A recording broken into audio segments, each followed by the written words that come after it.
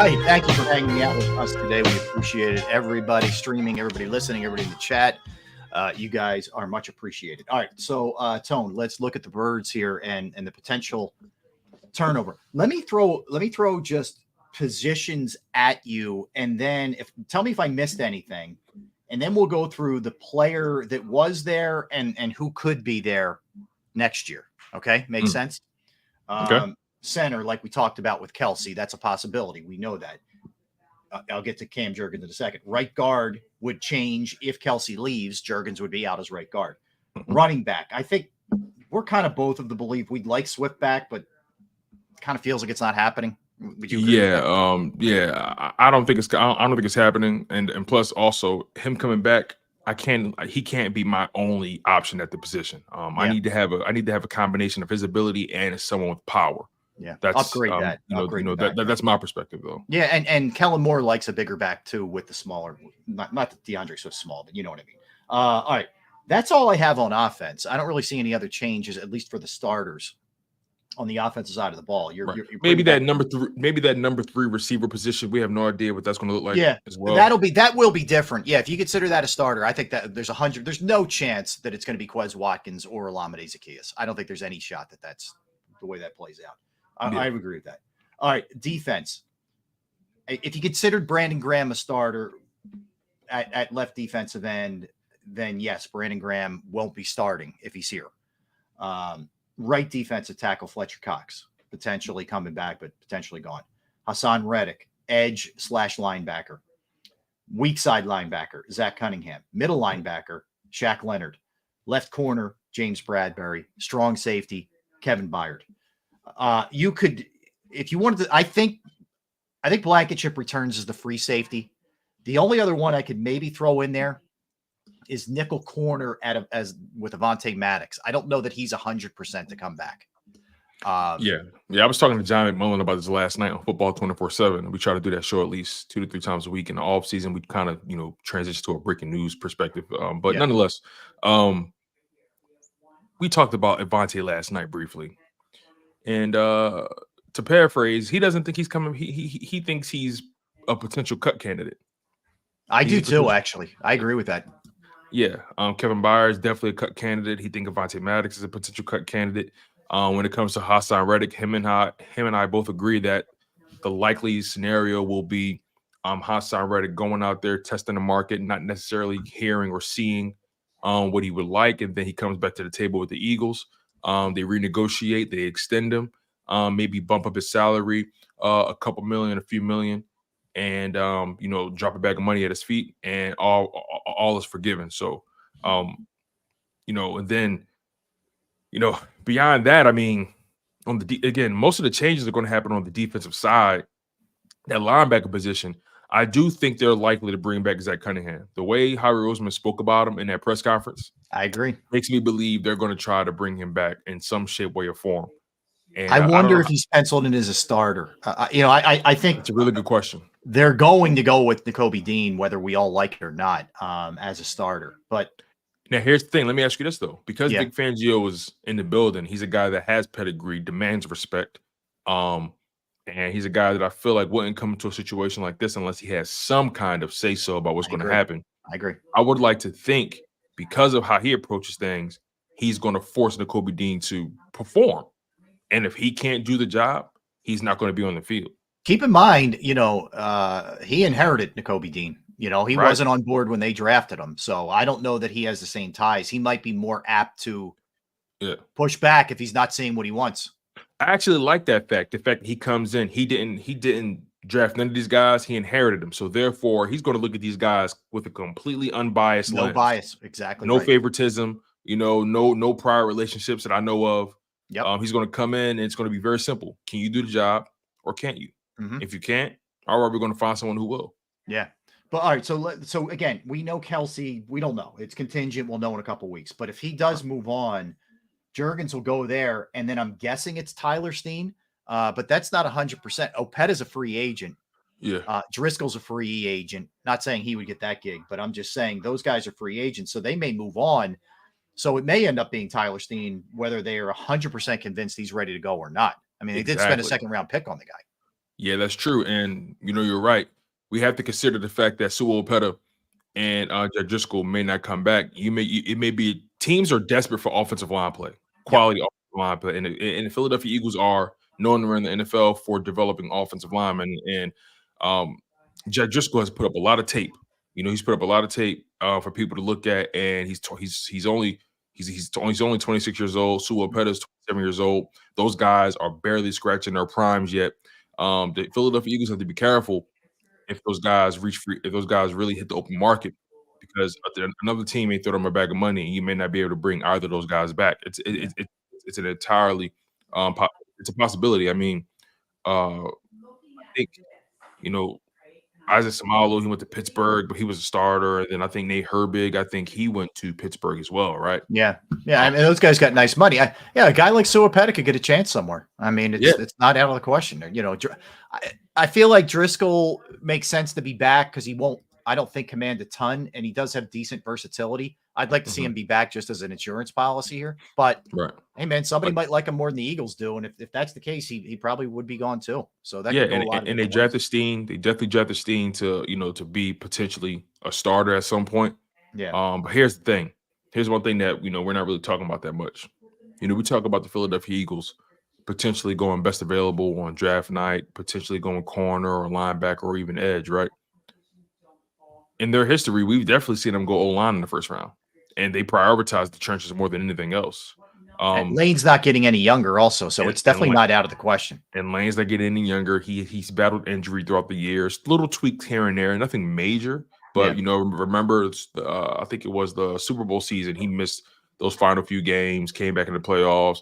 Last year, I think he missed one game, something like that. Couldn't suit up. So when you think about it from that perspective, it's entirely plausible that the Philadelphia Eagles may go O-line in that first round as well. Yeah. Eagles fans won't be happy, but that's, if you follow the way they think, it's trenches, man. It's trenches. So it could very well happen. All right. So then the other thing is running back. We don't know. It could be a free agent. They could certainly draft somebody a little bit later, which is not out of the question. But I'm with you. I do truly believe one of Boston Scott and Kenneth Gainwell are gone. One of those two are gone. I think you'll have a primary. I think you'll have a bigger guy as a backup, sort of as a 1-2 punch guy. And then it's probably Gainwell. But I think that's your three that you're looking at. But Swift is going to, I think it's sort of like what they're going to do with Hassan Reddick. It's different in that Reddick still is under contract. But I think they like Swift enough where they're going to say, hey, we get it. You want to test the waters? Go ahead. Get back to us, and let's see where we are here. And Swift, I hate to say it for him, but it could be good for the Eagles because there's so many good running backs out there. He may not get anywhere near what he's hoping he's going to get. So he could be back. Point. That's a good point. He had his first 1,000-yard season behind that Eagles O-line.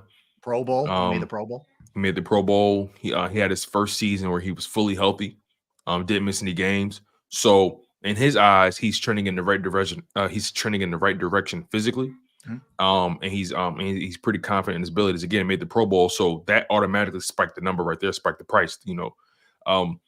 Somebody's going to give him at minimum $5 million a year, and I don't know if the Philadelphia Eagles entirely see themselves doing that because they haven't shown a propensity to do so. I look at it like this, right? This is what I compare it to. Miles Sanders.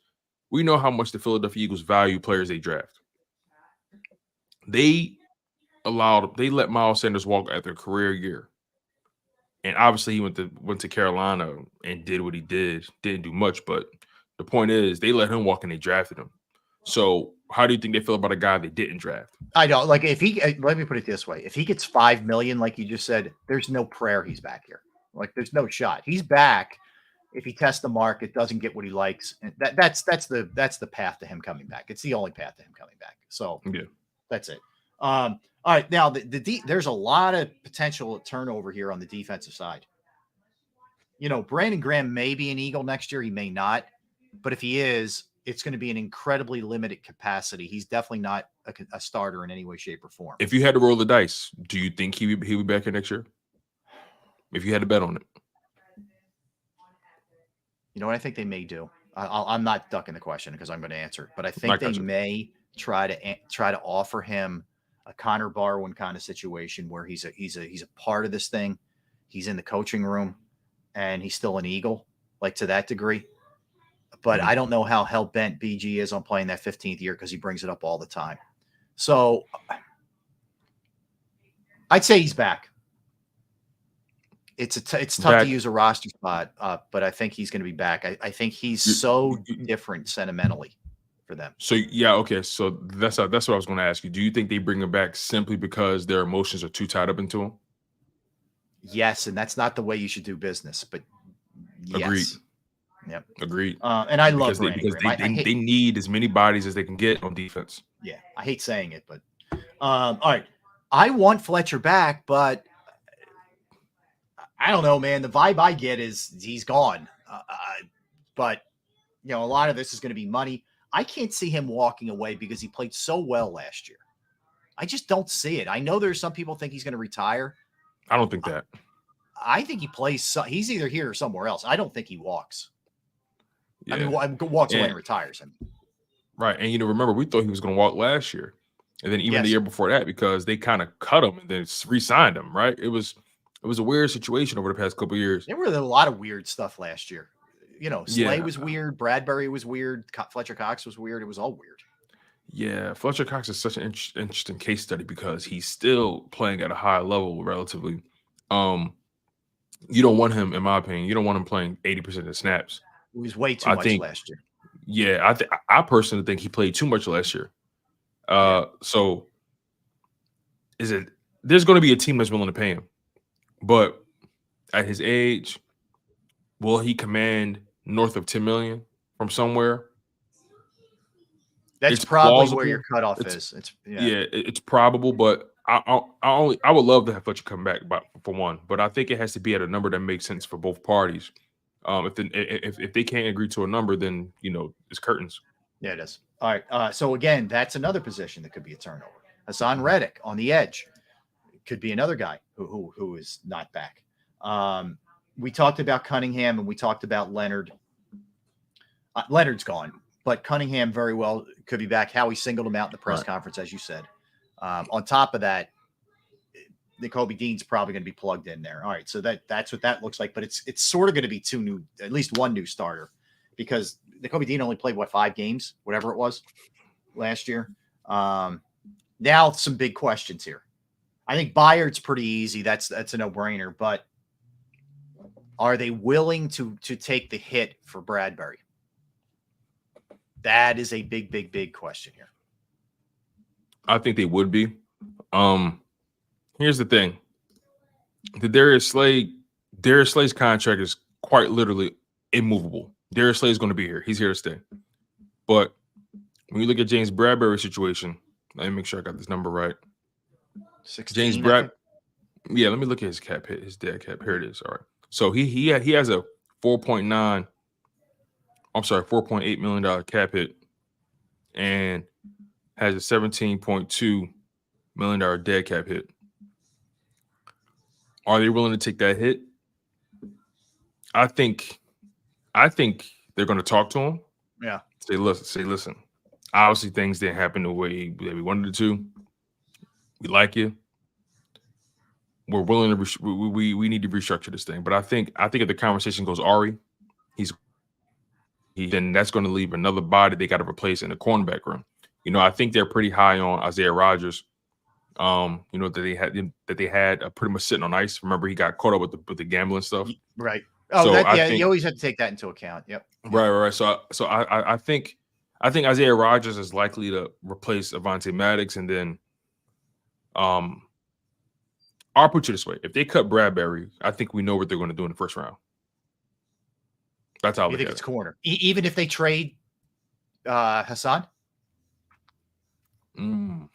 See, I guess I'm operating off the assumption they don't trade Hassan. So if they don't trade Hassan, I think you're right. I believe corner is where they're going. For sure. I mean, some of this though is that you can have a plan, right? And because someone starts falling or some other team shows a desperate interest to drop back, and everything changes. But I would agree with you.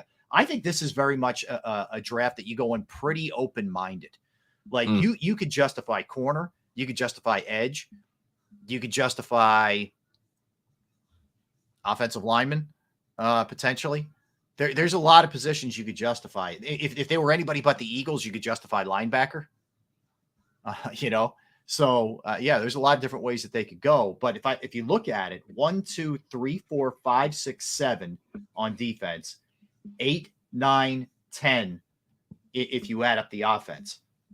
That's a lot of turnover. That's almost half of your start. You start 22 guys.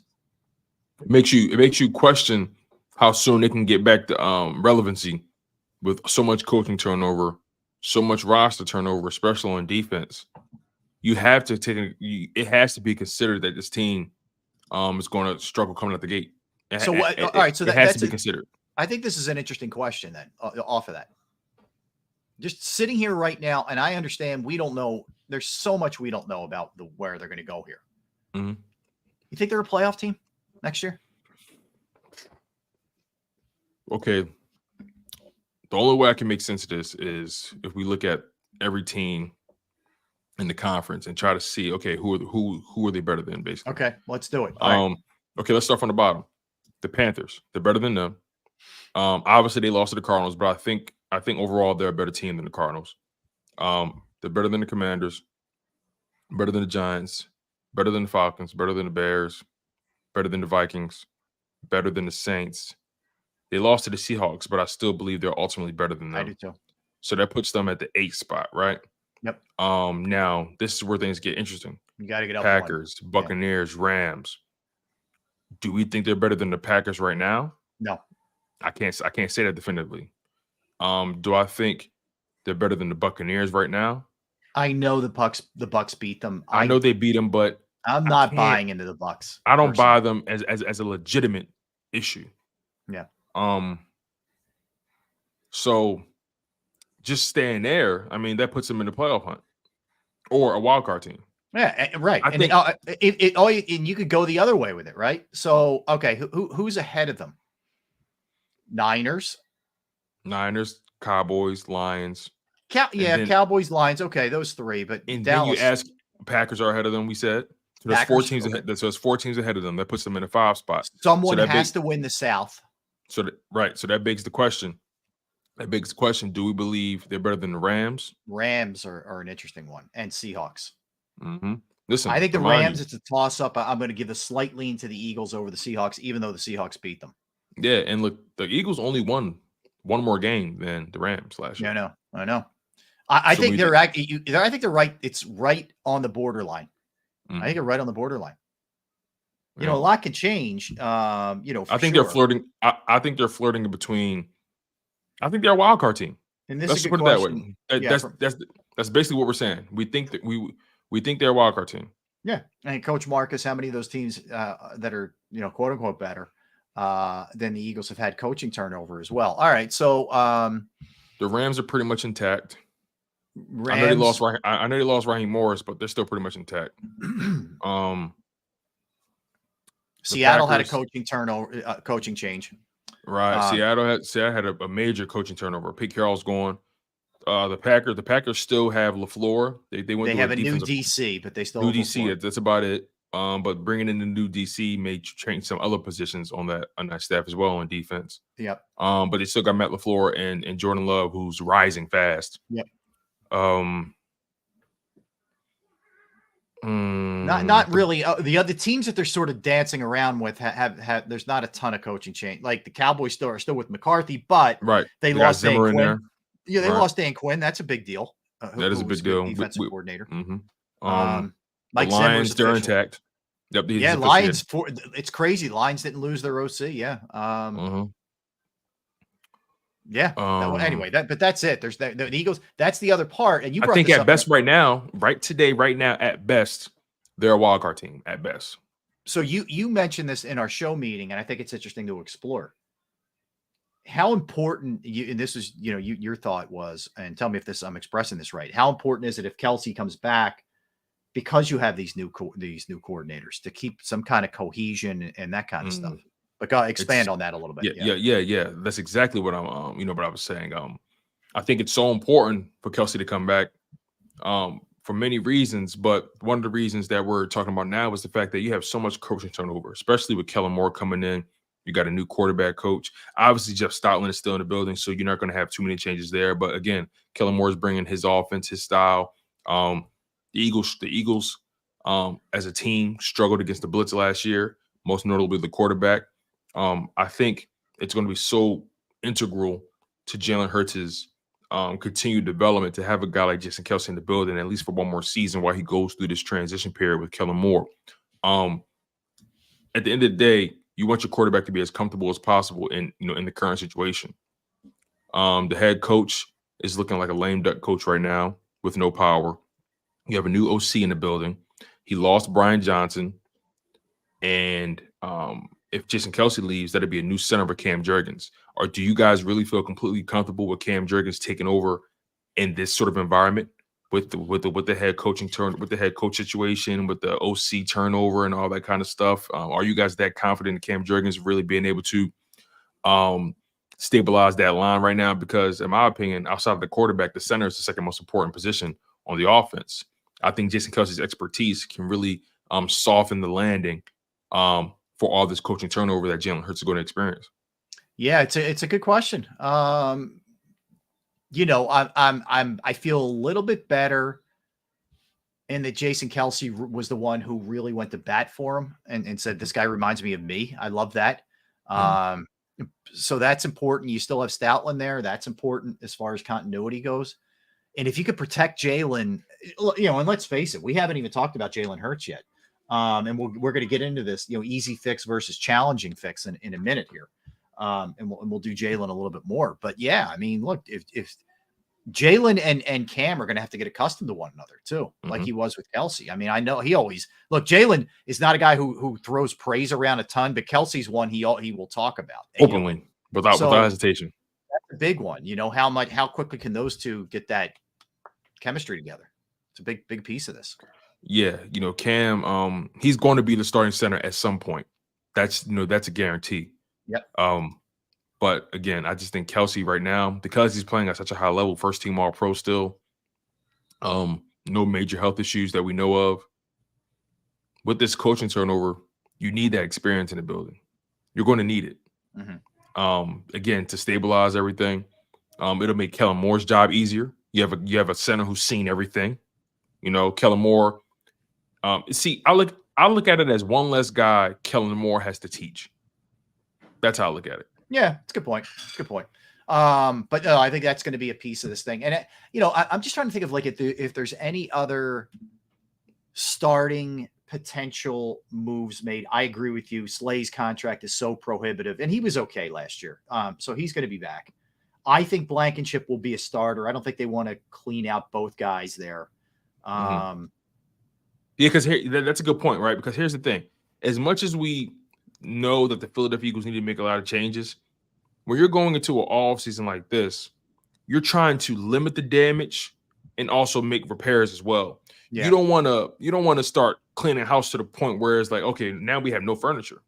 You know what I mean? You want to leave some items. You move to a new house, you don't take everything, but you take the essentials, or you take the things that you feel like I can still get some use out of this. This can probably hold me over until maybe I'm ready to buy this new couch or whatever. So again, when it comes to the Eagles roster, maybe they don't completely gut the entire defense. Maybe they keep certain guys, like you said, Reed Blankenship. Okay, let's keep him there.